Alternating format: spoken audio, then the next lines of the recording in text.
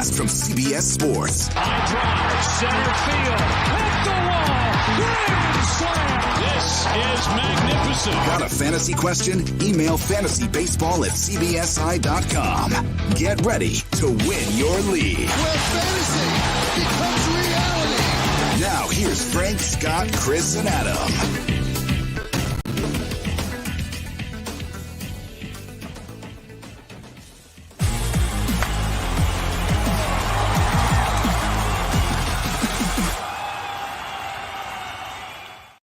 All right, we've nearly done it all. Catchers, third base, outfield, relief pitchers.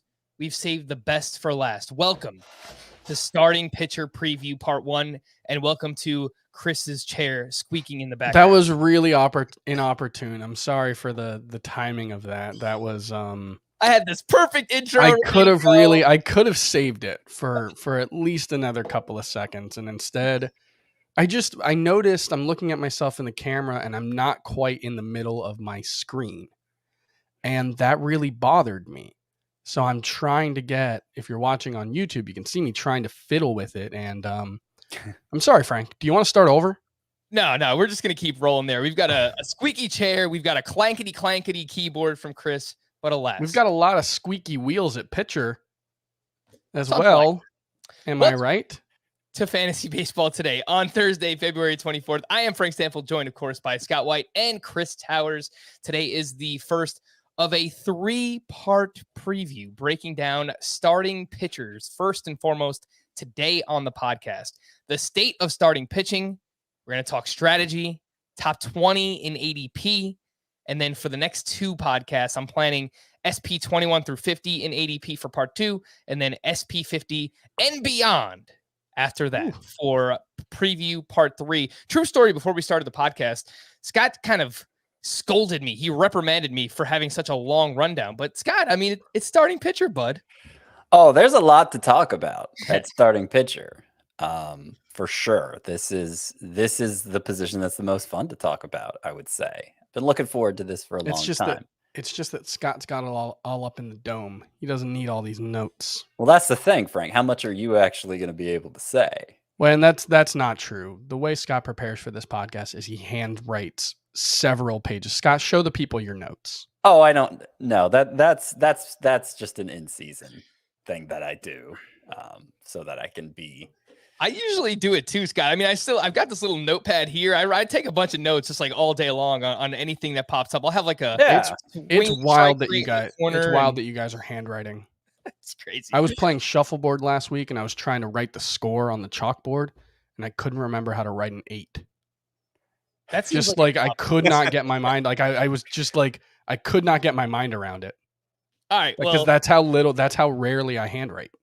Enough time wasted. Let's see if we can keep this podcast under 90 minutes. That's the over-under that I'm setting here at the start of today's podcast. Before we can talk about strategy, I'm going to lay the foundation. I'm going to paint you a nice little picture here, Bob Ross style. Where are we really at when it comes to starting pitchers? Last season, there was 24,402 innings pitched by starting pitchers. That was the lowest amount by far since 1998, when the league expanded to 30 teams. 2011 represents the most recent peak when there were nearly 29,300 innings pitched by starting pitchers. It's mostly been a steady decline every year since then, which makes sense. I mean, that's basically what we've been saying the past couple of years in fantasy baseball. Anyway, of course, you see that reflected in the individual leaderboard, as last season, there were just 4 starting pitchers with 200-plus innings. Zach Wheeler, Walker Buehler, Adam Wainwright, and Sandy Alcantara. For reference, in 2019, there were 14 of those starting pitchers with 200-plus innings. In 2018, there were 13 of those. The same thing could be said for 180 innings. Last year, there were 20 who met that threshold. In each of 2019 and 2018, there were 32 of those. Of course, Scott, we'll start with you. We were coming off of a completely unique shortened 2020 season, so perhaps we see those numbers tick back up a little bit here in 2022. I think that's part of why it's so hard to project pitchers this upcoming season, because we had that huge jump, and really we just don't know how it's going to affect each starting pitcher. I mean, it could affect some one person completely differently than another. So that's really, I think, kind of the start of looking at starting pitchers this upcoming season and trying to figure out not only your strategy, but how to project them moving forward, is the fact that we're really coming off of a completely unique situation. Yeah. Yeah. I mean, I think that specific aspect of it, you just take it case by case. And obviously, somebody like Corbin Burns, I mean, it was a big jump in innings for him. It would have been anyway. It just would have happened in 2020 as opposed to 2021 because, he spent so much of his career in the bullpen previously. Then on the other hand, somebody like Zach Wheeler, I mean, he's used to handling a big workload. Obviously, he didn't in 2020 because nobody did. But I don't really think it's something to worry. I think there are bigger issues at play here, much bigger issues, actually. I think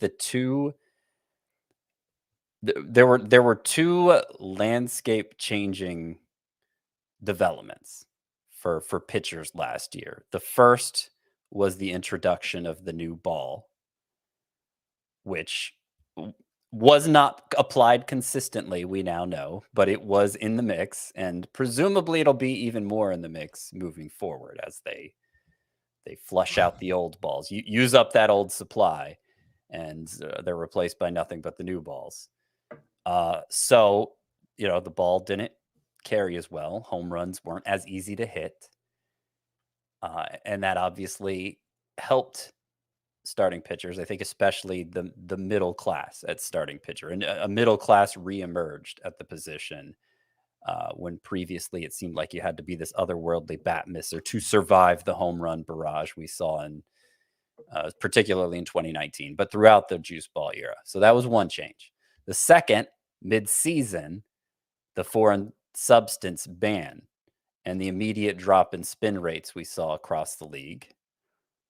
I think that had the effect of, and over time spin rates kind of normalized. They didn't stay down as much as they were when it first happened in June.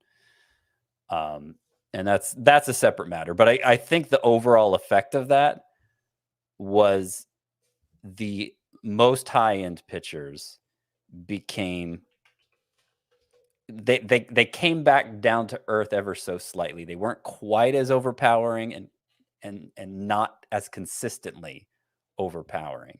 And I think that helped the middle class at the position as well. So I think the position has gone from extreme highs and lows to having now a very large middle class that mostly skews high. So I feel very different about my approach to the position this year than last year, when famously I was basically just draft every starting pitcher you can as early as you can. Yeah, and for the most part, Scott, I've been with you in attacking starting pitching that way so far this offseason. Doing some of this research, my mind has started to change a little bit. I'll talk about it here. You mentioned the sticky stuff, the crackdown, what happened, around early June, basically, and how that was affected in the numbers, and it very clearly was. So league-wide, starting pitcher numbers from April through May: 4.02 ERA, 8.98 K per nine, 1.23 WHIP. From June 1st on, all starting pitchers in the league: 4.50 ERA, 8.4 K per nine, 1.31 WHIP. So nearly half of a run in ERA for the entire league of starting pitchers. We saw that from the first 2 months to the final 4 nearly a K months. per inning, right?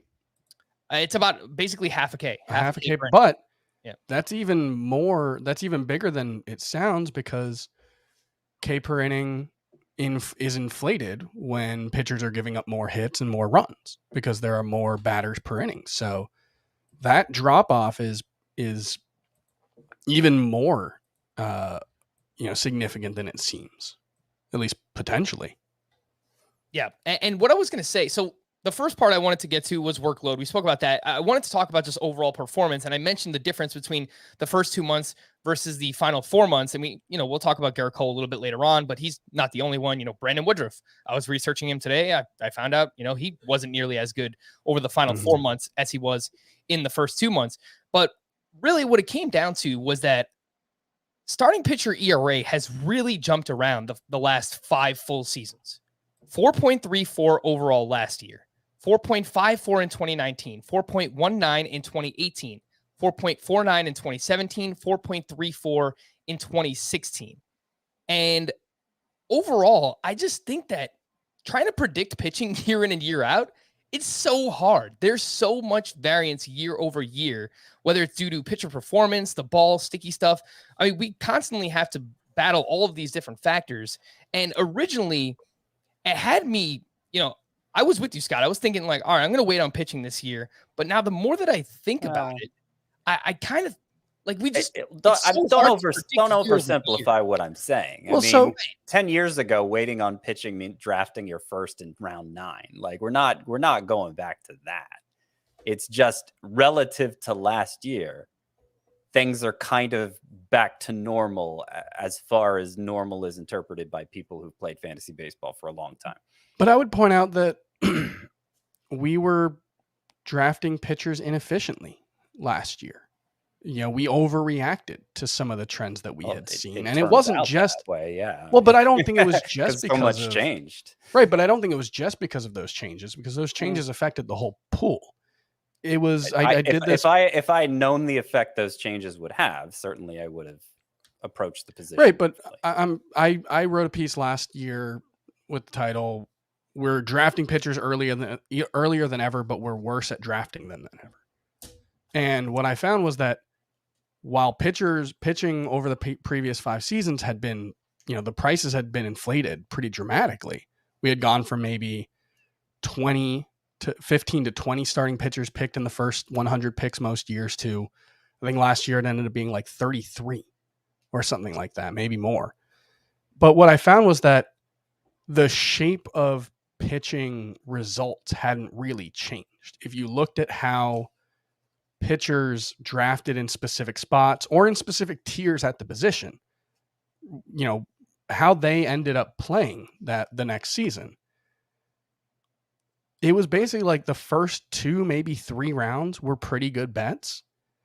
And then after that, like you didn't really have a better chance of hitting on a pitcher from the 18 to 25 range as from the 35 to 40 range. Like the results were pretty similar. And that was also true from, the 4th and 5th rounds to the 8th and 9th rounds. You really didn't see much difference between 4th round and I think it ended up going to about the 11th round, and it was like the 12th round and later where you started to see pitchers, really return even less value. But what we've seen over the last few years, over the last half decade, is that unless a pitcher has earned our trust enough to be a 1st or 2nd or maybe 3rd round pick, that's probably they're probably not a great investment. Well, you're kind of saying something similar to what I'm saying, because you're saying what you're getting right, but I'm saying it didn't change that much last year. Right, but I'm saying it didn't change much. That makes it sound like a large upper middle class at the position. Right, but what I'm saying is that didn't change much last year. And so the difference between the 3rd and the 4th and 5th round pitchers who get pushed up, those are often, if you look at historically, it's like the guys that we think are going to make the leap, the guys who have flashed it, or the guys I don't think anybody needs to make the leap in the, basically from 8 to 25 in the starting pitcher rankings. I think they're all, if they just are who we think they are, then they'll be well worth the investment. But like Julio Urias, he's done it for 1 season. That's right. What I mean. Those type of guys. Or Sandy Alcantara hasn't just done it for 1 season, but kind of. Aaron Nola, I think he's really good, and I'm higher on him than the consensus. But there are questions. Robbie Ray's done it for 1 year. Freddie Peralta done it for 1 year. So what I mean is, like, it's the guys who we talk ourselves into and tend to overlook like one flaw or another, whether it's age and injuries with Chris Sale or lack of track record with Logan Webb and Freddie Peralta. Those are the types of guys who we tend to make those bets on, because it's just, we get upside and it's just like, Logan, think about how good Logan Webb can be. But historically, that range of starting pitchers has been a bad investment. Yeah, which Yeah. I think that's uh, part of the I that's think there's part a of big what I was trying difference to get between at. like a Logan Webb and a Max Fried, though, as far as that goes. Well, they're not Right? going that far off in ADP right now. I That's mean, what I'm saying. Like Max you could Fried is handpick the Logan Webb and say, "Oh, we're taking too big of a swing here." Right, but that's how it is every year. yeah, Like if we were, I guess my point is, if we were good collectively as a fantasy industry at picking, like, well, okay, not Logan Webb, but Max Fried. right. If But we you were just don't know. if we were good at actually predicting that, then Logan Webb wouldn't be the 63rd pick overall. You know? Basically, Chris, like the way that I've interpreted this, even dating back to last year, is that the pitchers drafted early, and I mean this seems obvious, but the pitchers drafted earlier are more likely to return on your investment Yeah, than they, the well, ones that are they've done drafted it. in that next tier, in the middle tier. And Scott, like the point of me bringing up the previous year's ERA year over year and why it's so hard to predict is just because the middle class was great last year, and I agree with you, it was. And based on the landscape that we saw last season, I think it should be moving forward. But how much can we trust that environment to remain this season when so Well, many yeah, I things mean, change year over year? if That's the why I don't environment know. changes, Yes, then obviously, but then but we then won't obviously know. the analysis changes. But But you it's not. can't But it's not. But we It's won't not know it just. until we you won't know it can't until it pull happens. that out of the clear blue sky. You can only go with what you know. Right, but it's not just the environment changing. It's the archetype of pitchers who tend to get pushed into that range. That, like, basically, if you're trying to figure out if a pitcher is worth investing in, if a pitcher is going to be a good investment historically, it's basically, has he done it more than once? If he has and he doesn't currently have injury issues, then he's probably a pretty good bet to return, a good value on your investment. After that, and like I think Kevin Gausman's a good example. Kevin Gausman's done it more than once. It was a short in 2020, but he backed it up in 2021. And I think you can trust Kevin Gausman to do that again. But I think that's true for the majority of these pitchers going in this range. Max Well, Fried, that's Jose what we tell Barrios, ourselves. Luis Castillo, Frankie Montas, Charlie Morton. Right, but we're overlooking a lot of flaws. Like Jose Barrios has been dropping for 5 years in a row before last season. Jack Flaherty, I mean, I don't know if people have looked at the underlying numbers on Jack Flaherty when they're drafting him, as the 24th starting pitcher, because it was bad last year. We'll get into the specifics. You're kind of making the case Jack Flaherty's overrated, which is right. But those are just the two first names that I looked at who are in a row. Okay. Right. Wow. Overall, anyway, look, we've done enough table setting. I disagree, I guess is what I'm getting at. Scott, overall, what is your draft strategy when it comes to starting pitchers this season? It seems like you are more willing to wait and invest on that middle class than you have been in years past. Yes. I'd like to get a lot of it to sort of hedge my bets. It's not always possible, particularly the deeper the league is. But I feel like the hitters who go in the first two rounds stand out more from the hitter pool than the pitchers who go in the first two rounds stand out from the rest of the pitcher pool. And I feel like there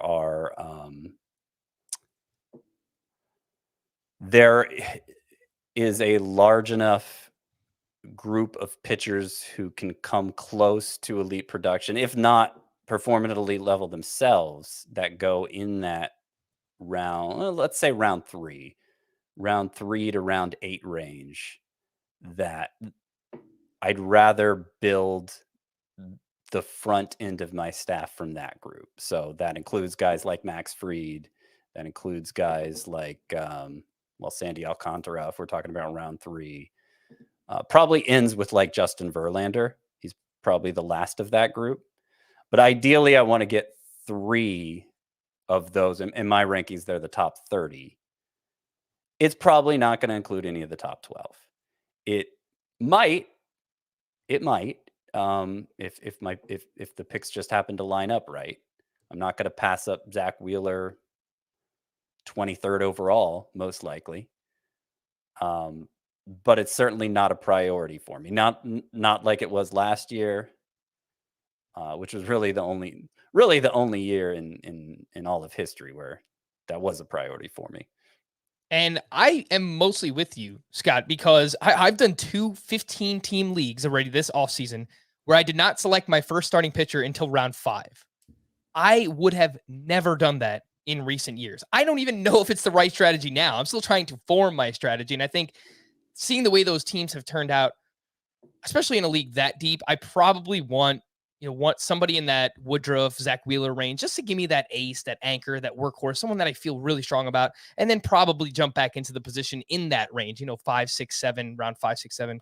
I'm still trying to form my opinion, but yeah, like I would have never done that in years past. So I'm with you that I think as of now, the middle class seems more plentiful. And Chris, that's where we'll come to you, because you have all the data that basically shows you should probably avoid that middle class based on previous year's return on investment. It's a pretty bad place to target based on what's happened in the past. Now, obviously we have data from last year, and I don't know, what that data bears out yet, but what is your draft strategy as of now, Chris, on February 24th when it comes to starting pitching? In football, we call it Hero RB, and I think that's how I want to go with it. Hero SP as well. I want one of those anchors. I think that's really, really important at this day, in this day and age, is to find that handful of guys who have proven it. And I do struggle with like who that group includes, because like I don't know if that includes Shane Bieber, but he's a top 10 starting pitcher for me. I don't know if it includes Julio Urias or Robbie Ray. Well, would it include Zach Wheeler? Because that last year was really his only year as a true ace. Would it include Corbin Burns, the consensus number 2 starting pitcher? Yeah, and I have Corbin Burns 4. I have Zach Wheeler 7. I think I'm a little lower than the consensus on both of those guys. But like, I'm also starting to think like maybe I'm just too low on Sandy Alcantara, he's done the workload 3 years in a row. Really, he's averaged I think 6 innings per start 3 years in a row, and the elite performance 2 years in a row. The strikeouts aren't elite, but the very, very good performance. Like maybe he should be ahead of Zach Wheeler. Maybe Aaron Nola, who I'm moving up. He moved into my top 10 in Roto earlier today when I did a big update. Maybe I just need to recalibrate and focus on the Charlie Morton, who's done it. I think like getting 1, maybe 2 of those guys. I like that idea, because then I'm not going to spend the 4th and 5th round picks or the 6th and 7th round picks on as many pitchers. I can wait. If I've got Brandon Woodruff and Gerrit Cole, like you can probably wait until the 10th round to take another starting pitcher. And based on history, those 10th round pitchers aren't going to be much worse than the guys who are getting drafted in the 5th and 6th rounds. Your chances of hitting aren't that much worse. And so I think that's my ideal strategy, but also I'll sort of give a cop-out answer, and it depends on how the league is going, the draft is going. Because if it's one of those drafts where starting pitchers are getting pushed up, I'll fade the position. If it's one of those drafts where people are really fading starting pitchers, and Jacob deGrom falls to the 3rd round or something, I'm happy to do that. So it really, it's a flexibility thing. I want an anchor, maybe 2, but it's not a necessity. Yeah. Seems like Chris is zigging a little bit more where we're zagging compared to at least what we were doing last year versus this year. I do agree with you, Scott. I think the elite hitter pool is much more shallow this year. It just feels that way than it has been in years past. Yeah, I mean, it's like the juice ball era like warped our thinking so much. Remember, I was talking about basically home runs are available in all stages of the draft and they never run out. Like that's kind of what it felt like, because it became so easy to hit home runs that even these light hitting middle infielders were good for 20 plus. And that all went away last year. And while I suppose the landscape could change again, my hunch is will only go more that direction as they continue to mix in the new ball more, unless they've changed the construction of the ball and now it's different again. Another reason why the lockout is making it harder to do fantasy, because we might have an idea about that if spring training games were started. So, So I think because I'm kind of reverting to a more neutral stance between hitters and pitchers, that's what I see it as. It's not like I'm going extreme hitters here, which hopefully I'm not misleading anybody about that.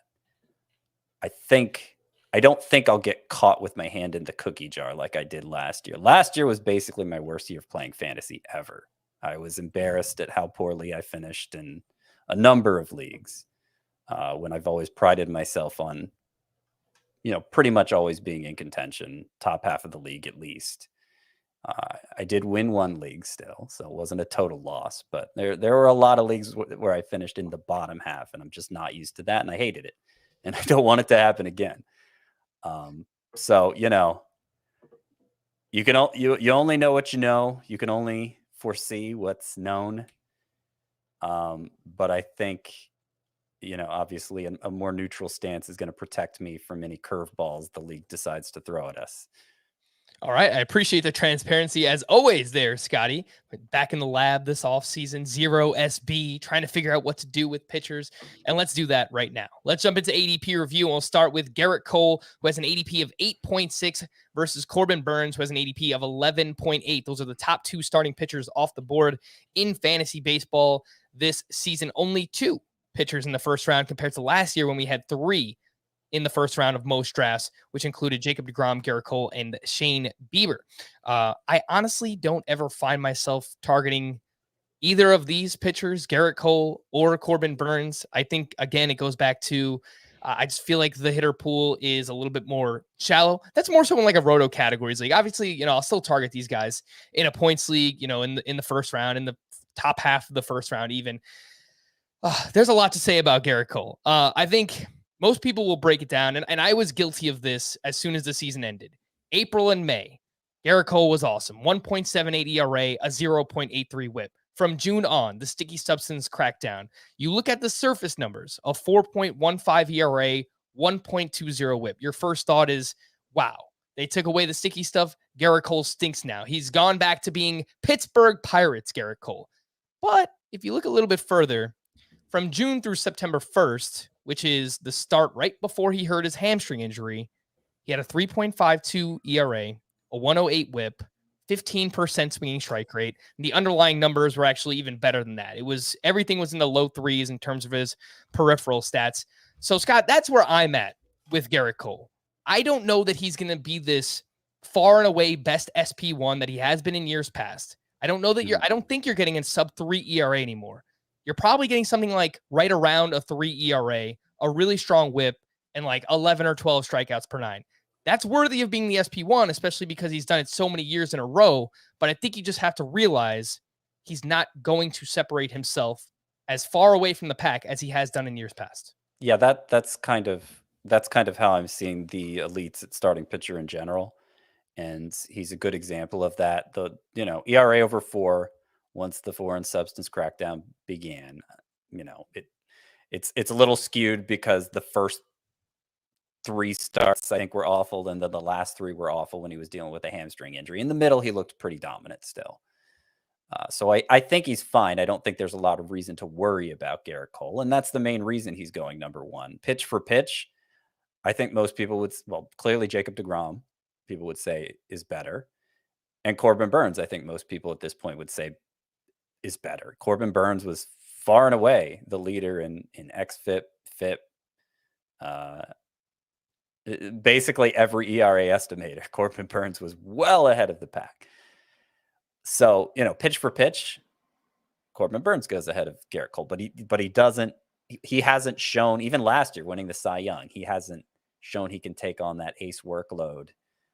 And because there was a big jump in innings just to get him where he was last year, we don't know how he's going to bounce back from the big jump in innings. So there are 2 major questions, I think, about Corbin Burnes, and that makes it pretty easy to take Gerrit Cole ahead of him. And in my estimation, Gerrit Cole's the only starting pitcher who deserves to go in round 1. Mm-hmm. Yeah, and I think those concerns are very valid, Scott. I mean, specifically what you mentioned about the workload. Corbin Burnes, and you could say this for a lot of pitchers, obviously, coming off of 2020, but he went from 59 2/3 innings in 2020 to 173 last year. That's the postseason included. He threw 6 more innings in the postseason. So he jumped nearly 114 innings year over year. And again, we're going to say that about a lot of starting pitchers, but someone like Corbin Burnes, who we haven't really seen do it over the course of a full season in the majors before, I think it's okay to have those concerns. Yes. Again, he won the NL Cy Young last year. He was awesome. He was the SP5 in Roto. He was SP6 in fantasy points per game. You mentioned he was basically second to Jacob deGrom in every underlying metric that I use to judge a starting pitcher: xFIP, Sierra, K- walk rate, swinging strike percentage, distance, like runaway winner. Like I think half a run better than Zach Wheeler, who was second among qualifiers. Right. I mean, the only difference there is Zach Wheeler provided a lot more volume. We'll get to Zach Wheeler in a little bit. But to elaborate a little more on the Burnes thing with the innings there, not to cut you off, but this kind of gets to Chris's point too. I made a rule for myself at starting pitcher a couple years ago, basically until somebody shows he can handle ace workload, which I'm not sure we can even say Burnes has yet. He didn't get to 180 innings last year, much less the 200. He was under 6 innings per start. Yeah, much less the 200 that most pitchers going in this range deliver. So until a pitcher shows he can take on an ace workload and bounce back with an ace workload, bounce back from that ace workload to be healthy the following season, I'm not just going to assume he can do it. I think it's worth being even more fair to Corbin Burnes, however. Okay. One, I said he didn't average 6 innings per start. He was like 5.95 or something like that. He was 1 inning short of 6 innings per start. Also, Chris, if I have this information correct, it looks like there was only 12 starting pitchers last year that averaged 6 or more innings per start. Yeah. So the fact that he wasn't included in that, it's, that was a league company. There was only 12 that did it. I think a general rule of thumb when it comes to pitcher workloads is like, if a guy has shown he can throw 160, you can be pretty confident he can throw 180. If a guy's shown he can throw 180, you can be pretty confident he can throw 200. Now, that doesn't mean he'll get there, because you have to pitch well to throw 200 innings. It's incredibly rare. Like, it used to be pretty common. Bad pitchers would throw 200 innings. Right now, unless you pitch really, unless you're like well above your median outcome, you're not going to throw 200 innings because teams are going to pull you. But if Corbin Burnes, if he pitches nearly as well as he did last season, this season, he's going to get to 180 or 190 innings if he doesn't get hurt. Now, if he doesn't get hurt, but if he doesn't get hurt. But yeah, his track record, it doesn't include a ton of innings. That is fair to say. But 2017, between AA and high A, he threw 145 and 2/3 in 26 starts. 2018, the next year, he threw 116 innings and 2/3. However, that was with 36 relief appearances and only 13 starts. So he made it through both of those seasons without injuries. I can't remember if he got hurt in 2019, if he was just so bad that they were embarrassed to put him in games. I know he got sent down. And then he pretty much pitched a full workload in 2020 and then pretty much pitched a full workload in 2021. He would have gotten to 180 innings possibly if he had gotten 30 starts. So I think he's definitely capable of it. I don't think it's the safest bet in the world, but I think now 180 innings is probably, if you don't throw 180 innings, it's really hard to be an ace. You have to be Corbin Burnes level good. Right. Mm-hmm. But I think he can get to 180 innings. But Chris, where are you at on Cole versus Burnes? And are you actually willing to invest on either one in the first round? Cole is a first rounder for me in both points and roto. He's a late first rounder in both. I don't have Corbin Burnes all that close to the first round because he is my SP.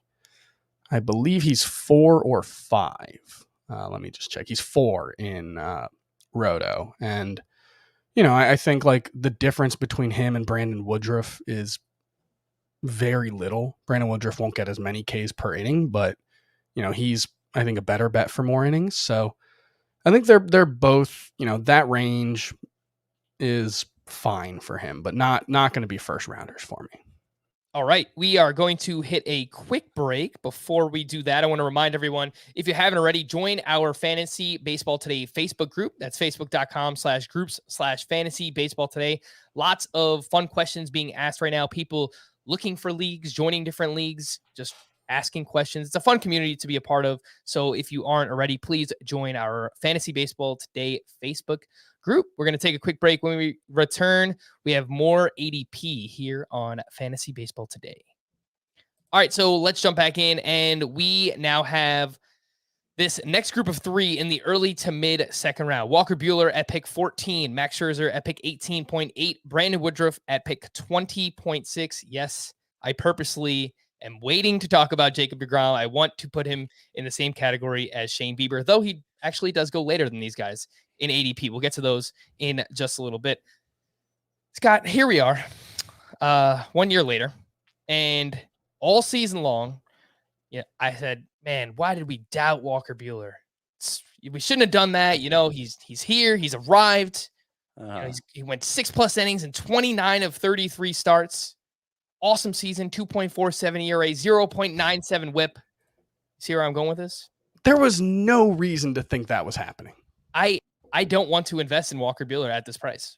Even though he was awesome last year, and we said it all season long, he's not your traditional ace because he does it with lower strikeout numbers and higher peripheral numbers than we see from your traditional ace. I mean, 11.6% swinging strike rate. That was tied for 20th among qualified starting pitchers last year. The fastball velo dipped, went from 96.9 in 2020 to 95.4 last year. He faded down the stretch. He had a 4.83 ERA in September. He got crushed in the postseason as well.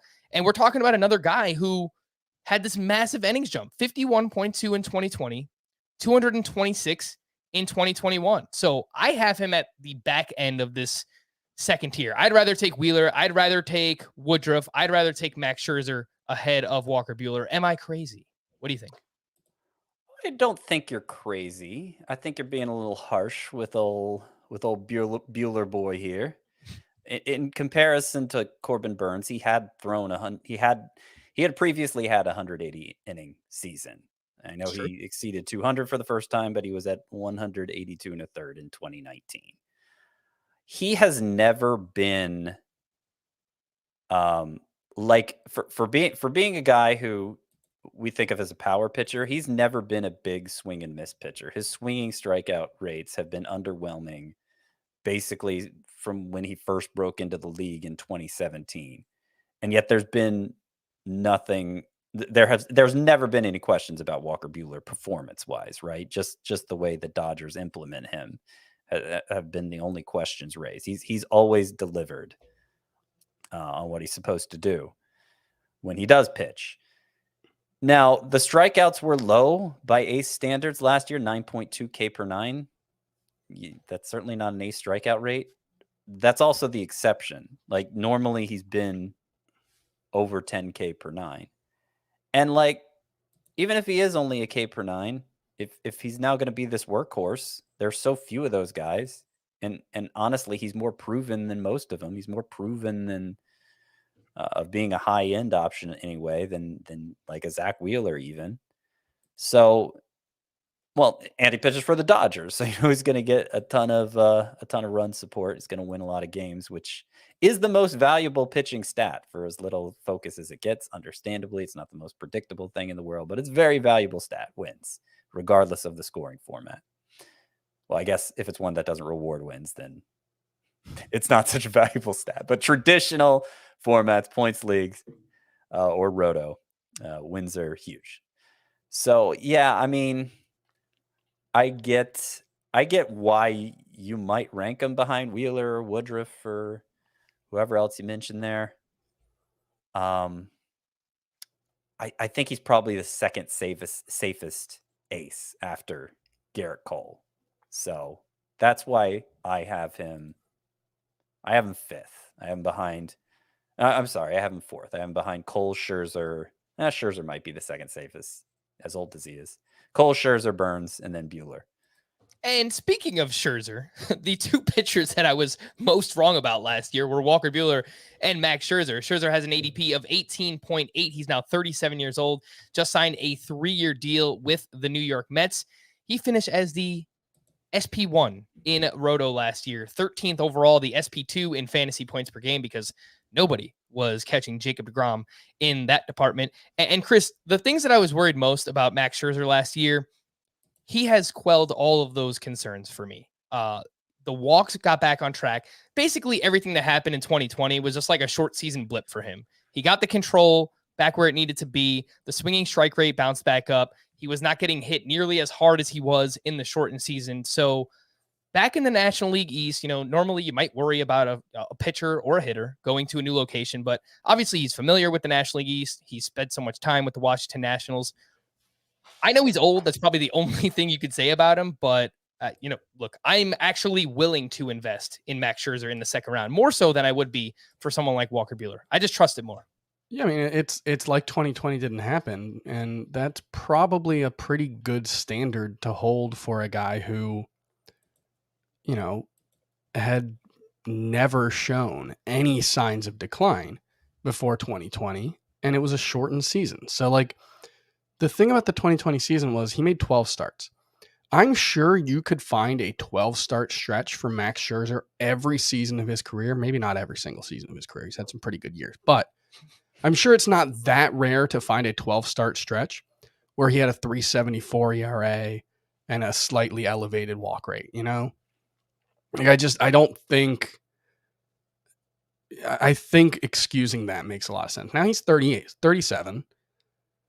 And, you'll probably see someone on fantasy Twitter tweet something like, only, two players ever have had 180 innings and on a sub 3.5 ERA at the age of 37 or older. And that'll be true. And that'll be the case against Max Scherzer, is that it's just really rare for someone to be that good at that age. The thing is, if you do the same search, but 36 or older, it'll include Max Scherzer and those two other guys. Those outliers continue to be outliers until they're not. There will be a point where Max Scherzer is not one of the best pitchers in baseball, but I see no reason to think he won't be this season. And so he is my number 2 starting pitcher in points leagues. He's my number 3 in Roto, although I probably it's the kind of thing where if I was in that spot and it was deGrom or Scherzer, I would probably take Scherzer. So I'm probably lying with that ranking. Yeah, he's awesome. He's ridiculously good. I think that too much is made of Scherzer's age. Too much is made of Justin Verlander's age. Too much is made of Charlie Morton's age. Charlie Morton's my favorite pitcher to draft this year. There are so many risk factors at starting pitcher that age barely even ranks for me. Age is a risk factor for sure. And I might put more on it at among hitters because there are fewer risk factors for hitters overall. But there are so many ways a starting pitcher can go wrong that I just can't get hung up about age. Yeah, maybe this is the year Max Scherzer falls apart. He did average fewer innings per start than he has in a long time last year, less than 6 innings per start. That's a little unsure. Maybe he's slowing down, maybe. But there are so many ways a pitcher can fail to deliver on his ADP that he could just straight up implode. So many potential causes for that I don't know. Scherzer seems less vulnerable to all of those just because he's done it for so long and because he's old. Because he's old, he actually gets to take on this big workload that up and comers don't often get to. So the age almost works to the player's advantage at this position because they're kind of grandfathered into the old standard of what an ace should be. All right, let's quickly talk about Brandon Woodruff because we have quite a few more names to get to on today's podcast. I mentioned earlier that he faltered after the sticky substance crackdown. So April and May, 1.27 ERA, 0.69 whip. Look, he was just never going to maintain that. This might just be normal regression throughout the course of the season. From June 1st on, a 3.41 ERA, a 1.14 whip. He did make some adjustments last year. He raised his curveball usage from 6% in 2020 to 16.7% last year. So that's a pretty massive jump. He still lives and dies with that four-seamer and his sinker. It's an elite fastball combination that he uses. But I think the fact that he now has another secondary pitch that he can actually trust as much as he does with the curveball and the changeup, that it's just overall it's helped Brandon Woodruff progress as a pitcher and kind of get to that next level. So Chris, who would you rather have between Woodruff and Walker Buehler? Because obviously you'd rather have Scherzer over both. I do have Woodruff a little bit ahead of Walker Buehler, but it's not much. I think that tier of starting pitcher, Scherzer belongs in his own tier here, and I think Woodruff and Buehler and maybe Wheeler and maybe you put deGrom in there as well. I think they're all very similar in value.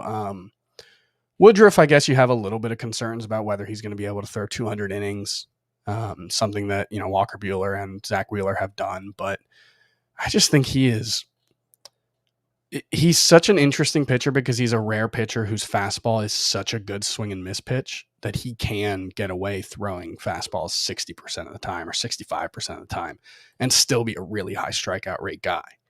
And, there were, I guess he's one of the ones that you said had some struggles after the sticky substance crackdown. You didn't really see it in his spin rate, at least. And that's I suppose where you would expect to see it most. So I don't know how much of a concern that is. I think he's just really good, and he's exceptionally good at getting swings and misses and getting strikeouts. And he's really good at limiting hard contact. That's something that him and Walker Buehler have in common, is that both of them are very, very good on results on balls in play. And they have been over the course of several years. And then they also strike out, Woodruff's more like 30%, Buehler maybe more like 26 to 28%, but they get a lot of strikeouts is the point. So, yeah, I think Brandon Woodruff's a no doubt ace. The last point on Brandon Woodruff and really just Brewers pitchers in general, should have mentioned this with Corbin Burns. I like targeting them and Cardinals pitchers for this matter because they get to face the Pirates and the Cubs quite a lot throughout the course of the season. So I do like that for Brandon Woodruff. Reds might not be so great either.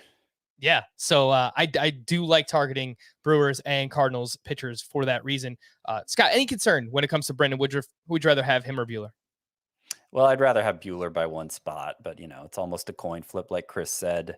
I don't worry about the slow finish. He had a 2.06 ERA in the first half. Like, obviously, he was going to have to regress from that. Finished with a 2.56 ERA.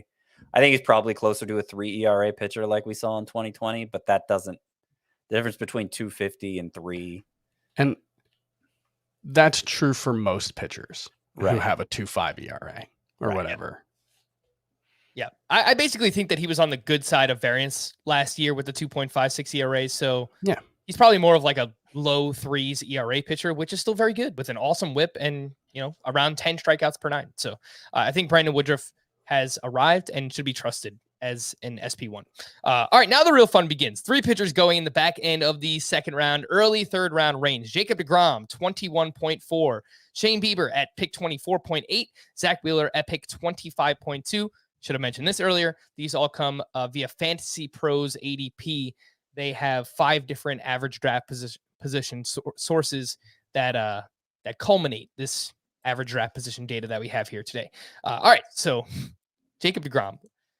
Oof, man, this guy, he is truly having one of the historic runs in MLB history when it comes to pitchers. Last season, he finished as the SP13 in Roto, throwing just 92 innings. He was far and away the SP1 in fantasy points per game. He averaged 23.9 fantasy points. Max Scherzer was second at 19.4. From 2018 through 2021, he has a 1.94 ERA, a 0.88 whip, 774 strikeouts, over 581 innings pitched. It is just... He's ridiculous. A perfect pitcher. It is ridiculous. And he's in the midst of a better run than like Sandy Koufax at his best. Insane. And it might be like Pedro Martinez at his best, and that's it. Like that might be what we're seeing right now with Jacob deGrom. And you're probably asking, like, how is he doing this? The fastball velocity just keeps going up. It was 95 miles per hour back in 2017. He averaged 99 miles per hour last year. That's with like a 92, 93 mile per hour slider, 21% swinging strike rate. Like, the guy is just out of this world. But what did it cost? And in the words of Almighty Thanos, Everything. I'm sorry. Everything. Totally steamrolled you there. Sorry. It's fine. It's fine. Over the past 2 seasons, however, Jacob deGrom mentioned it's cost him everything. He has missed time due to neck, lat, back, shoulder, forearm, and elbow issues, and then eventually shut down with a UCL inflammation. So, Scotty, you have Jacob deGrom as your SP2 in your rankings. I have him, unless you've updated something and I haven't. Well, no, I when I said earlier that I had Buehler 4th, I assumed I had moved deGrom below him, but I guess I haven't. I'm really struggling with it in Roto. In points, I think it's an easy call that he's outside of the top, 4, I think, or at least 5. Roto's really hard though, because like, here's the thing. If you could guarantee me 160 innings from Jacob deGrom, he doesn't even need that, Chris. I might take him in the second round. He was the SP13 last year. Yeah. 92 innings pitched. Now, here's what I'll say. When it comes to the workload, we just have no idea. There was an article on The Athletic. Tim Britton, who covers the team, again, for The Athletic.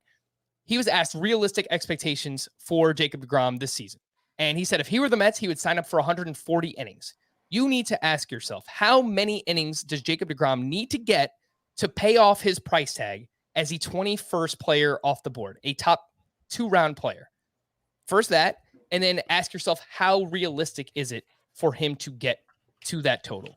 And for those questions, I don't know, Scott. I don't know.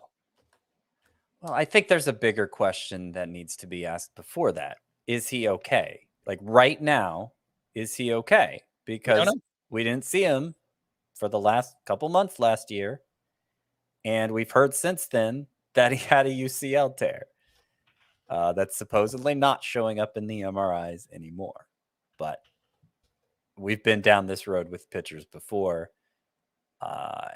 And, next thing we know, we're hearing Tommy John surgery. So, like, deGrom is one of those players that spring training is critical for my evaluation of him. Remember early in the offseason, I said, I'm going to go ahead and rank him number 1. And if we're hearing bad reports in spring training, I'll move him down. Well, I've kind of gone the other way now. If we hear good reports in spring training, we'll move him up. That's partly because spring training was delayed, and it's certainly going to be short now whenever it does start. And I'm just not sure I'm going to be able to trust much of what I see or hear in it. So I'll say the opposite. Okay. Because my question isn't, can Jacob deGrom be really good in April? Like that I have very few doubts about. I think he'll be healthy by the start of the season. Based on what we know, right available in April. I don't know if he's healthy right now. Sure, we don't know, but like we don't know that he's not. And I tend to think there's it's safe to assume like we probably would have heard if something was wrong. The Mets. There are a lot of spring training but a lot of Tommy Johns that happen in spring training. Yeah, but the Mets leak like, I don't know, a sieve. Is that a thing? That's something that leaks or doesn't have good sealing. So yes, I feel like we would have heard that's something. What it's designed to do. Yes, sieve. But for me, it's like if I see Jacob deGrom healthy in spring training, it's like great. He is currently healthy. That tells me nothing about the real question, which is, can he get through a full season? And so, like, yes, I guess the first order question is he currently healthy? And I guess if we don't know the answer to that, then we do need to get an answer to that. But once we have that answer, it's still like, I'm not going to shoot him up my draft board because he's throwing 99 in spring training games, because he might make one start. He might make 32. Well, how's that changed from last year? Because it was the consensus number 1 pitcher last year, right? Or certainly neck and neck with Gerrit Cole. No, he was the number 1 pitcher. So why does he seem? Why does if you're leaving out last year's elbow troubles? Why does? I'm not. That's but that's what makes the question bigger right now, of if he can stay healthy, because he didn't really have the elbow issues before this. So if you're assuming he's healthy right now, or if we find out he's healthy right now. I still think the bigger question for his long-term or his season-long value is, can he stay healthy? And we have no way of answering that. And so I can't imagine I'm going to move him up that much. I think he can only move down for me. And where do you have him now, Chris? SP2 and Roto. I'm really struggling with it, though. I could move him as far down as 5, I think, without having to change too much of my view of him. But I don't know. It's really hard because, I mean, if he throws 140 innings, he's probably getting you 225 strikeouts. And if you get a league average pitcher for the rest of the year, that still might be the most valuable pitcher spot in fantasy. I've done 5 drafts already, and I'm in the midst of 2 more now. These are slow drafts. I like to be in slow drafts so I can see, where ADP is going and so on and so forth. I have had no inclination to draft Jacob deGrom at all. It's just there's so much volatility at the position already. I understand how amazing he is. It's like a risk tolerance kind of thing, but obviously like the most risky pitcher that you can imagine. It's just there's so much already going on with the position that I don't want to start off with somebody who might already be hurt. We just don't know. And if spring training had already started, if pitchers and catchers reported, we would have something. We would have anything about the status of Jacob deGrom. And right now we just don't know. We have nothing. Yeah. So it's pretty hard to talk about, but I will say if he gives you 120 plus innings at this cost, he's probably worth it. And look, there's a chance it gives you 200 innings. Oh, and right, that's the thing. If he doesn't miss any starts, you're getting 200 innings for him. He's probably the number 1 player in fantasy if he throws. I think definitely 2017 through 2019, and obviously we're leaving 2020 out because nobody got to 200 innings. But 2017 through 2019, he exceeded 200 innings all 3 years. I mean, it's not like he has a history of breaking down. And for what it's worth, and I'm looking at Eno Sarris's pitcher ranks right now, and I think Eno Sarris probably knows more about pitching than anyone who's not currently employed by a Major League Baseball team as a pitcher or pitching coach. And they've got projected IL days for pitchers, and this is based on a variety of factors from velocity changes to injury history. And his are, there's a little pink there. There's a little warning. It's 31 projected IL days. Max Scherzer's 29. Corbin Burns is 28. Brandon Woodruff is 24. Shane Bieber is 52. And the thing is, it's unlikely that Jacob deGrom just misses 31 games. So that's, more like he either stays healthy or misses 90 days or more. But it's entirely possible we're overstating the injury risk for Jacob deGrom relative to other starting pitchers. Like, it might just be that the baseline level of risk for all starting pitchers is so high that while deGrom's is elevated, it may not be enough to, make him someone to avoid. Yeah, shout out to Eno Sarris. You're right, Chris. I mean, one of the best analysts in the industry, especially when it comes to starting pitchers. And I know Jeff Zimmerman helped him out with those projected IL numbers. So, and Jeff Zimmerman was tweeting some interesting stuff about that, I think today or yesterday. That's worth checking out on his Twitter account. Yeah. Look, if you are listening to this podcast, you're not following Eno Sarris and or Jeff Zimmerman, then you're doing it wrong. So make sure you follow those guys. They're awesome. All right. So look, Jacob deGrom. Lastly, Scott, are you actually willing to invest at the current ADP, late second round, Jacob deGrom, yes or no? I have yet to have to make that decision because he's gone early to mid second round. But late second round, I think that's when I'm willing to pull the trigger. Yeah. Chris, yes or no? I've done it.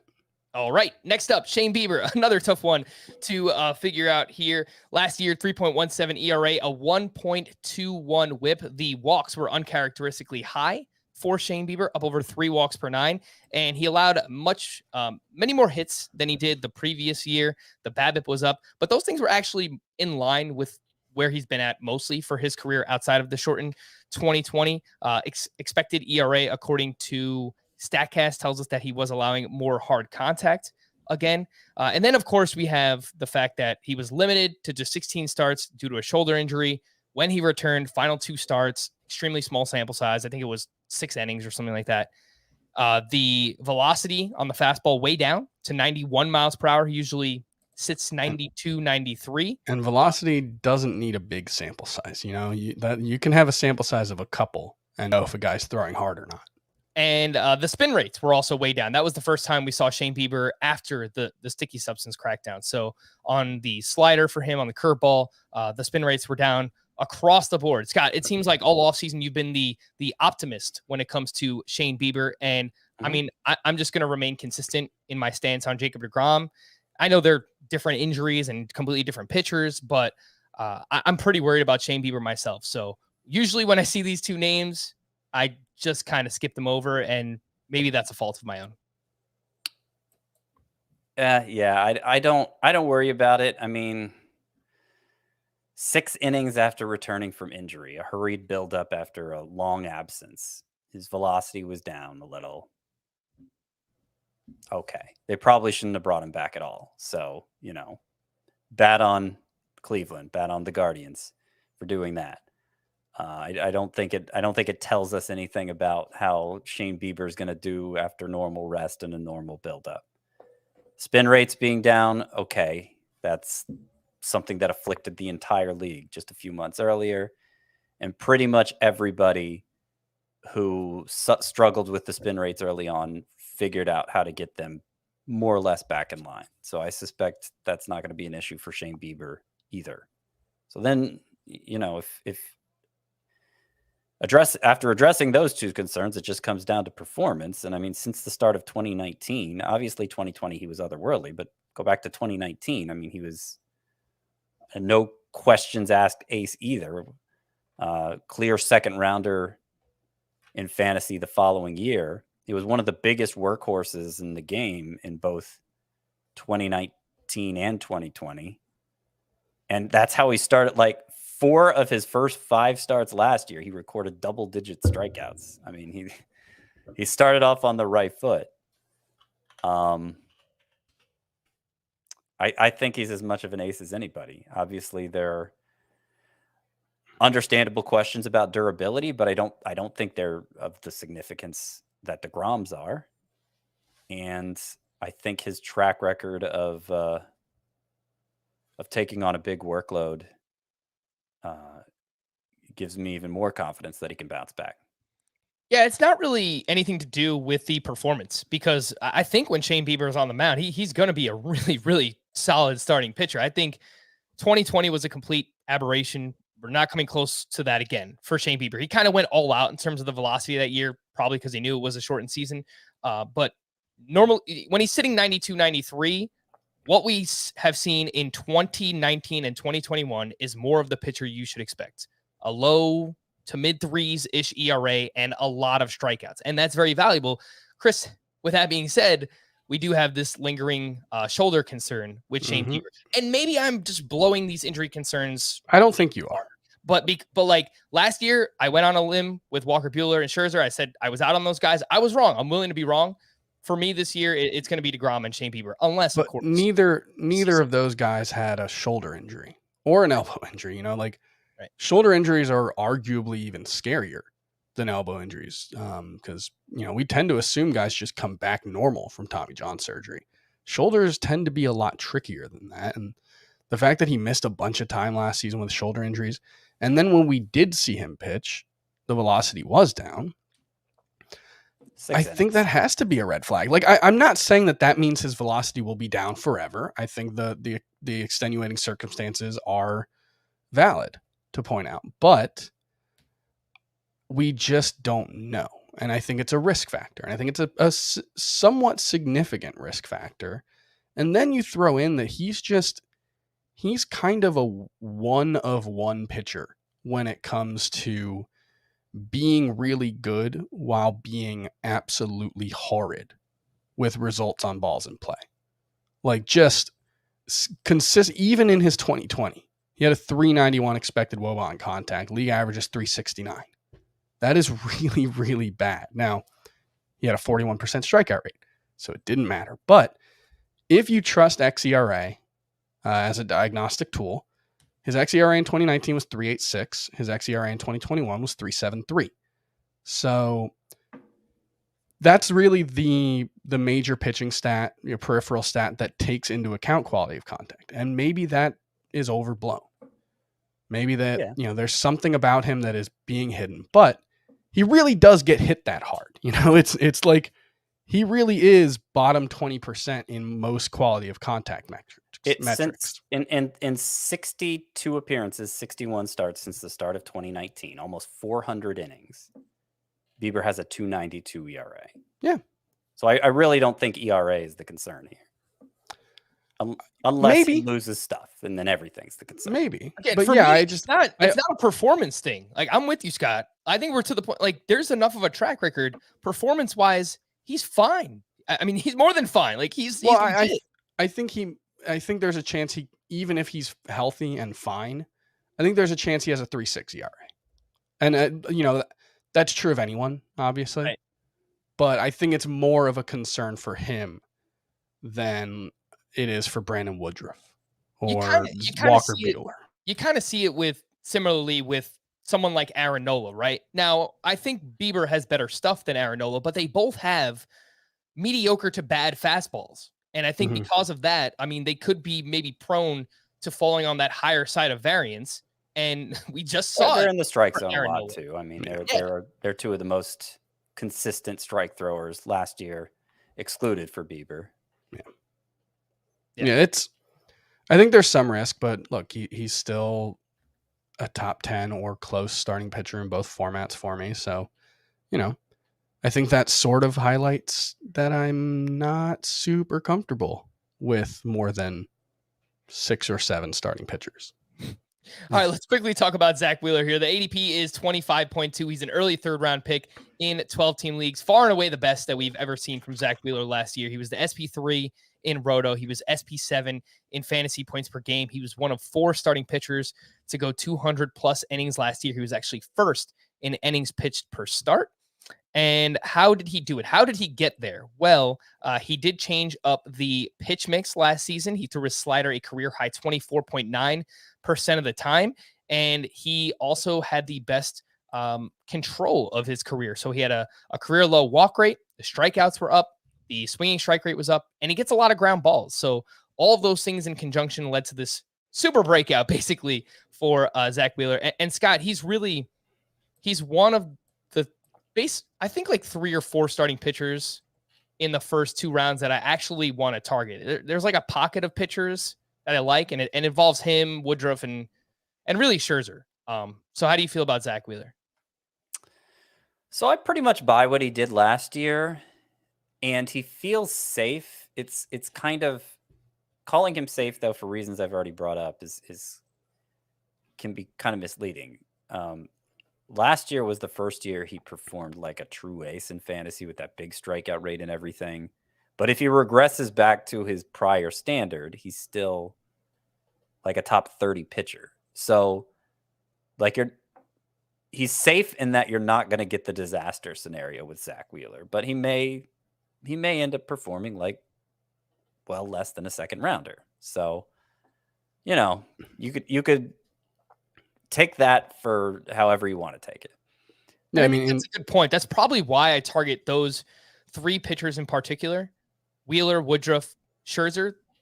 They probably represent, 3 of the highest floors going in the first, 2 or 3 rounds when it comes to starting pitchers. So yeah, I think they're pretty safe.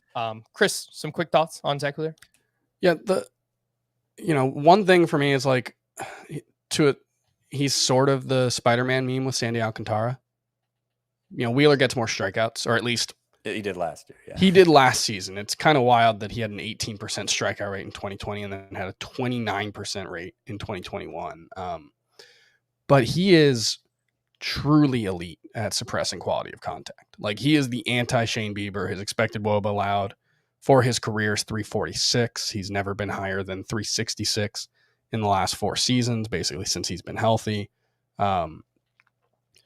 So yeah, I think that gives him a high floor, and that's something he shares with Sandy Alcantara, where even if the strikeout rate does regress, and I don't think that's unreasonable to expect, he's probably still going to be pretty good. Yeah, I'm with you guys. I'm I'm there. I'm right there on Zach Wheeler. I like targeting him quite a bit as my ace on my fantasy team. Only one other pitcher going in the third round. That is Julio Urias with an ADP of 32.2. He finished as the SP5 in Roto, the SP10 in head-to-head points per game.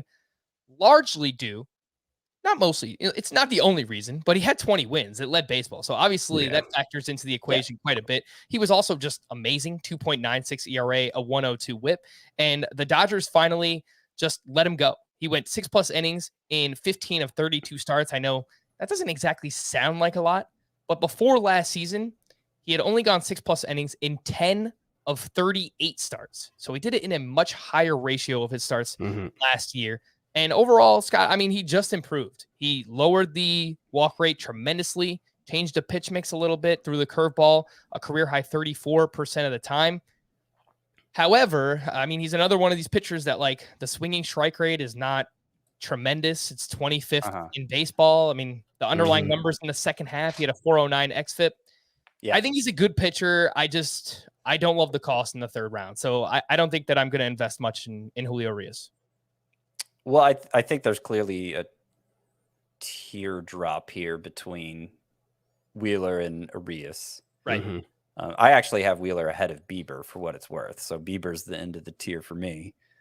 But it's a lot of what I said about Walker Buehler. I feel like we could say for Urias too, right down to with, man, I can't believe the Dodgers let him go last year after being so careful with his innings previously. But yeah, he has that great supporting cast. We saw it lead to 20 wins last year. He doesn't have the strikeout potential of most of the pitchers drafted in this range. But I remember when we had Ariel Cohen on, he and I were kind of arguing about Julio Urias, and I don't think you can assess him by the normal ways we assess starting pitchers. Certainly, I'm used to assessing starting pitchers with swing strike rate, xFIP, all of that. I think the xERA, which has been consistently great for Urias, is more applicable in his case because he has established year after year that he's one of the best at suppressing hard contact. And I don't normally trust that. A pitcher who does that isolated 1 year. Yeah. No, that takes multiple years before you can really trust it. Either way. This is 3 years in a row where Urias has been among the top 10% in the league at limiting hard hit rate. So, like, I think it's legit in his case. And if he didn't pitch for the Dodgers, I might move him down a couple spots. But which is funny because that's why we were underrating him last year. Well, obviously he's like, he has to be one of their workhorses now because Scherzer's gone and Kershaw likely is too. But yeah, that's I think he's fine. I think he's not the ideal choice as a number one, but I'd be okay with him as my number one if in round 3 I don't have a pitcher yet and it makes sense to take him. I just don't like the cost. That's the biggest thing. It's like maybe he can throw 200 innings this season and be as good as he was last year, but I struggle with the cost more than the pitcher. Yeah, and I feel like people are probably figuring this out, at least about me, at this point in the podcast. And I should have mentioned this earlier, but last year I was so liberal in the pitchers that I was targeting. I just wanted as many pitchers as I could possibly get. So this year I'm really trying to find the pitchers, the right pockets of the draft, and the skills meet the workload, high floor pitchers, and I'm trying to find as many of those as I possibly can. And for me, Julio Urias just doesn't fit that mold. So he's another one that I'm not, look, I don't ever cross anybody off the list, but where he's going now, he'd have to fall to, I don't know, the middle of the fourth, the end of the fourth round to get him. And I just never see that happen with Julio Urias. And speaking of the fourth round, there are 3 going in this range. Lucas Giolito at pick 37.6, Aaron Nola at pick 40, and Sandy Alcantara at pick 43. All 3, I would say, pretty polarizing players, all for different reasons, I would say as well. So, Chris, we'll start with you this time. Giolito, Nola, Sandy Alcantara. How do you rank the 3, and do you actually find yourself targeting this group in 2022? Yeah, I think I'm happy to draft this group. Aaron Nola is actually the one that I like the most. He's a top 10 starting pitcher for me, and it mostly just comes down to the fact that like I don't want to just say bad luck, bad luck, bad luck, but in his case, like he gave up more home runs. He struggled with runners in scoring position really badly, like a 900 OPS allowed against with runners in scoring position.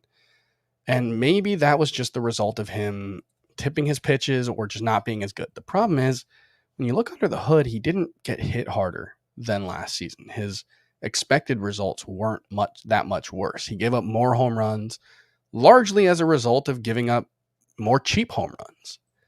And so I think that was mostly just the bad version of variance, taking Aaron Nola down a notch. And one thing that I noticed, there was he only had 1 month with an ERA below 3.8, but August provides a perfect microcosm for the season as a whole.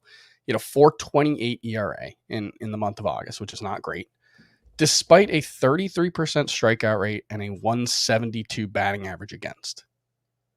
He allowed 3 home runs in 27 innings, which is actually lower than his season rate. And those homers only accounted for 6 of the 14 runs allowed. So it was mostly just, I think, just bad clustering. Is that when he gave up hits, he tended to give up a lot of hits at once. And maybe that's, again, maybe he was tipping his pitches. Maybe there's something mechanically when he's pitching out of the stretch. My guess is that it's just sometimes you flip a head and it comes up heads 3 times, or flip a coin and sometimes it comes up head 3 times. You may not want to call it luck, but I think I'm comfortable calling it a fluke at least. Yeah. And it's worth saying that he had a 337 xFIP last year. It was the ninth best in all of baseball. Basically, everybody ahead of him was exactly who to expect, a bunch of Cy Young contenders. 337 xFIP versus 4.63 ERA is one of the biggest gaps of any pitcher last year. 335 xERA. Yeah. Basically by every measure but the ERA. Aaron Nola looked like Aaron Nola, and I'm very confident in a bounce back season for him. This is probably too simplistic, and I realize that. But if you look at just his ERA by year throughout the course of his career, it's all over the place. Sure. 4.63, 3.28, 3.87, 2.37, 3.54, 4.78.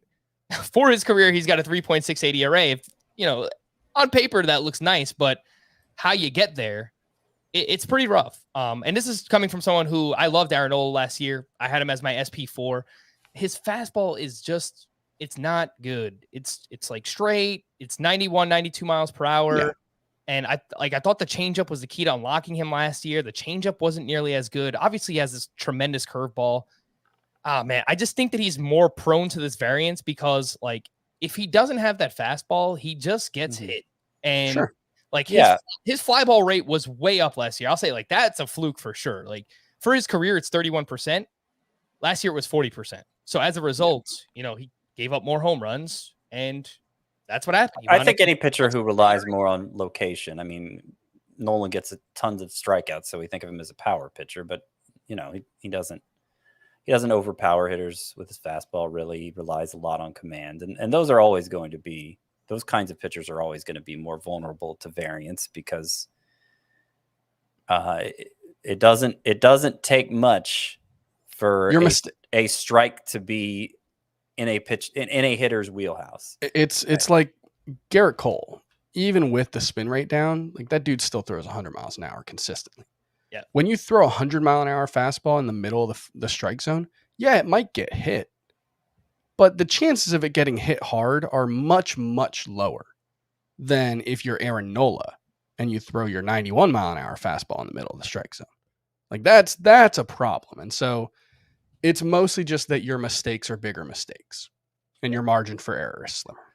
But I think where he's ranked now accounts for that variance. Like ranking him 4th last year, Frank, probably didn't. He could be the number 4 pitcher this year. Yeah.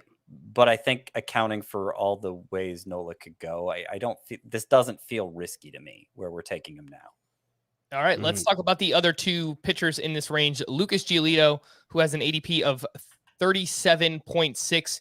And for anyone who had Giolito on your team, I'm sure you remember this specific start, but he had a start on Patriots Day last year against the Red Sox where he threw 1+ inning and he allowed 7 earned runs. If you take that out, and sure, you could do this for every pitcher, he has a 3.20 ERA for the entire season. He still gets a lot of strikeouts. Swinging strikes are very high.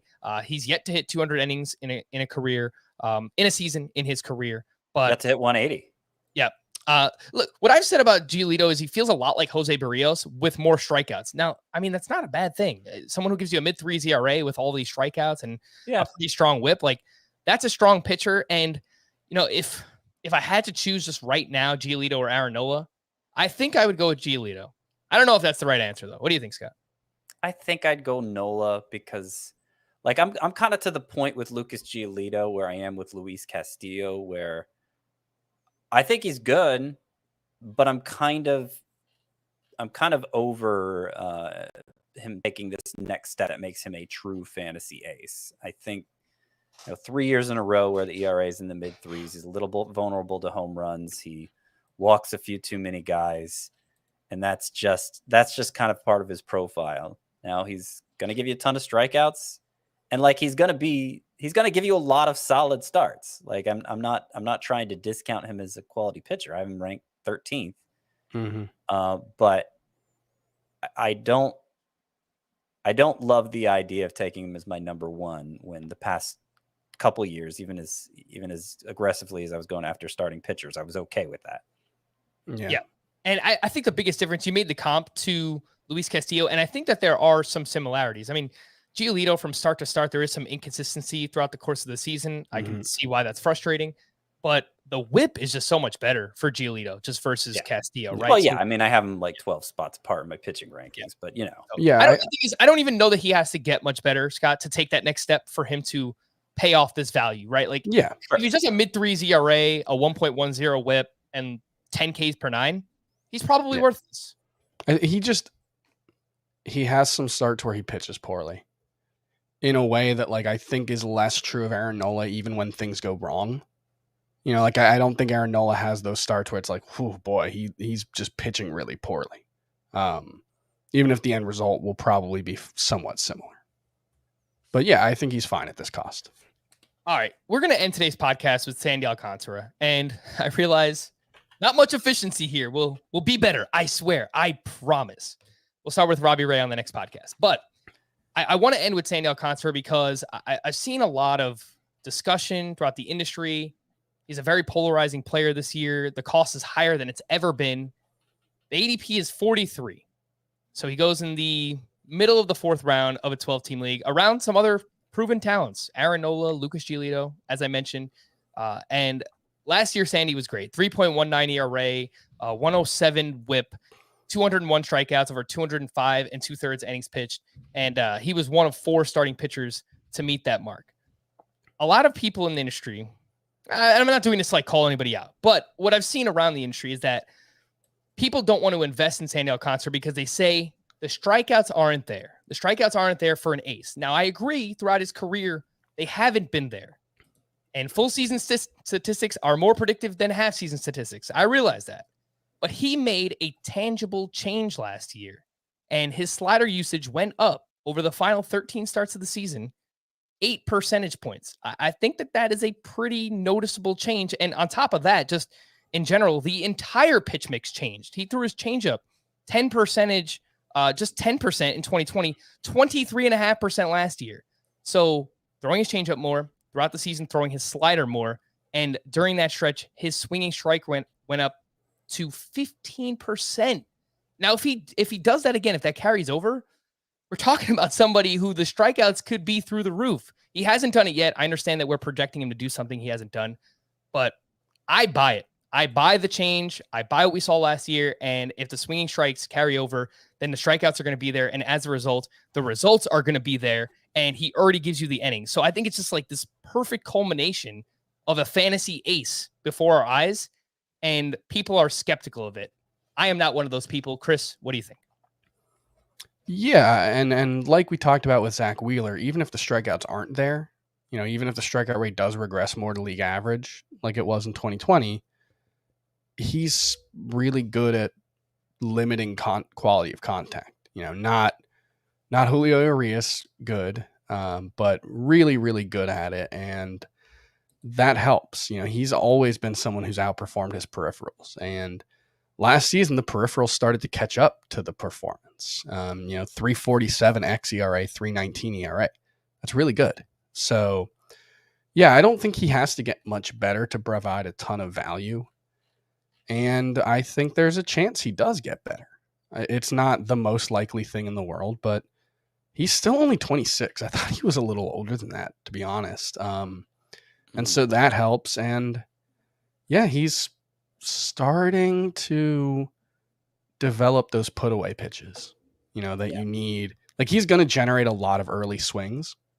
And those are going to lead to weak ground balls, and that's going to be good for him. But he's also starting to reach the point where you can really expect him to get more of those strikeouts. And I think the one other thing that he could unlock is like using that four seamer as a put away pitch too, more often, throwing it up in the zone, the sinker down in the zone. We started to see a little bit of that. But that could be where the next step comes from too. Scott, in every way that you look for a starting pitcher to progress, Sandy Alcantara did it last year. He lowered the walk rate. The swinging strikes went up. His fastball velocity was a career high 97.9 miles per hour. I'm buying the changes that he made midseason. I think that there is a realistic chance we're talking about Sandy as like a top 5 starting pitcher in fantasy next year, as a second round pick, a borderline first round pick. I'm in. At this cost, I am in. If Sandy Alcantara is there in the 4th round, this is my Salvador Perez rule. I am drafting him every single time I see him there. Yeah, so I do think there's a chance he takes a step forward. You mentioned how his swinging strike rate got over 15% in his final, what was it, 10 starts? 13 starts I have. Oh, okay. Well, it was even higher over his final 10. I kept getting better. For the year, he had a top 10 swinging strike rate. It's kind of the opposite of Walker Buehler, I guess, where Sandy Alcantara gets more swings and misses than Walker Buehler ever has. He gets a lot of those early swings that result in weak contact. Yeah. So I think with maybe better sequencing, whatever. I mean, he's certainly equipped to get more strikeouts. I don't know that he will, and I don't think that he needs to live up to this ADP. Is like one thing that I still feel like the fantasy baseball industry is behind on is the difference that volume makes. I mean, I hear people talk about it more, but I've been harping on this for years, and I think they're still missing it with Sandy Alcantara. They say he doesn't get the strikeout rates of the ace. He doesn't have the K per 9 of an ace. He had the 17th most strikeouts in baseball last year. I mean, for what he's going to provide to you in ERA and how much that ERA helps because of the extra innings he's pitching, he had the 4th most innings per start among anybody who we expect to start this year. He was the 4th most last year among those we expect to still be contributing this year. So the help he provides in ERA, 17th in total number of strikeouts doesn't sound like any kind of sacrifice to me. Like, oh my gosh, I can't take this guy. He's going to kill me in strikeouts. He's going to put you a little bit behind in strikeouts, but he's not going to kill you. Come on. It's not Kyle Hendricks. Right. And then the other thing is, he went 9-15 last year. Now, the Marlins were terrible, and I don't expect them to be much better, but I would bet on Alcantara going that deep into games, having the ERA around 3. Give him any offense. I would bet on him going better than 9-15. Yeah. So, yeah, I think he's totally deserving of this pick. If he doesn't get better, fine, he'll still be deserving of this pick. I mean, who would you have ahead of him here? I mean, Kevin Gausman. You wonder how he's. I have Robbie Ray ahead of him. Breakout that season. Okay, Robbie Ray, but again, I think Robbie Ray and Kevin Gausman are the two that big question marks, because considering last year was, kind of unlike the more rest of their upside, I career, think, especially but- in Robbie Ray's case. I mean, who else could you put here? Chris Sale, Jack Flaherty. I mean, there are so many major question marks among any pitcher you might consider at this spot instead. That like just take Sandy Alcantara and stop overthinking it. If I can just play the devil's advocate for a moment, just because we all like him a lot and nobody's getting the negative side of it. No, you're not allowed to. No. He's good at limiting hard contact, but it's not necessarily as good as you would expect given the overall numbers. Like he consistently outperforms his peripherals, but he's got a 351 expected WOBA on contact for his career. It's for major league level, that's 369. So better, but not, this outlier at it. And he does get hit hard. His 39.4% hard hit rate, that's below average or above average, if you were. A lot of it's on the ground, I would suspect. Right. That's He's one the of thing. best ground ball pitchers. He gives up a lot of hard contact on the ground. I would guess, I haven't done this search yet, but I would guess he has an inordinate number of his hard hit balls into the ground. And, another thing that he does really well is get a lot of double plays. He had 17 of them last season, so that helps as well. But I guess there's a chance that like he's just been on the good side of variance for a couple of years, and maybe that turns around and maybe he's more like a 3.8 pitcher. But even then, I think he's going to go deep into games and be really valuable. So even as the devil's advocate, I can't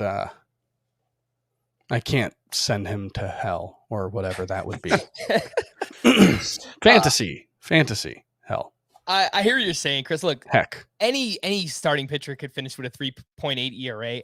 I just think that if he continues down this track that he's been going down in terms of the control being as good as it is and the strikeouts ticking up and getting as many ground balls as he does and pitching in a home park that is as big as Marlins Park. Yeah. And Scott, you mentioned the sequencing and how, maybe if they just change something up a little bit, they brought in Jacob Stallings to be their catcher this upcoming season, who's regarded as one of the better catchers in calling games in all of baseball. Well, and pitch framing too. I think it's just the perfect blend for Sandy. So maybe I'm just like painting everything as a rosy picture, but I don't think so. I'm in, man. I'm in, like upside, the volume that he provides at this cost. Yeah. Like I'm going to update the rankings. I'm going to move Sandy ahead of Julio Urias. I'd rather have him straight up than Julio Urias. And if I'm skipping, like, I don't know that I would actually take him over Jacob deGrom or Bieber, but like that's a move that I'm going to have to make in the rankings. Like if it's something that I'm actually going to do in a draft, then I'll make it reflected in my rankings. So I'm all about it, man. I've got to come up with some kind of, I've got to get a sound drop for Sandy. Maybe something ridiculous like John Travolta in Grease, just like screaming out Sandy or something like that. I mean, look, there's lots of options. You got a Springsteen song about a Sandy. Oh, I don't know that guy, Chris. Who is that? No. I'm actually kidding this time. I'm just in case anyone out there. You know who Springsteen is. Okay. Oh, well, yeah, I'm from the Northeast. If I didn't, I think there's probably something seriously wrong with me. All right, we're going to wrap there. The over-under was 90 minutes, and we have gone over 90 minutes, and we've talked about 13 starting pitchers. So we have no choice but to be more efficient over these next two podcasts, and I promise that we will. For Scott and Chris, I am Frank. Thank you all for listening and watching Fantasy Baseball today. We'll be back again tomorrow. Bye-bye.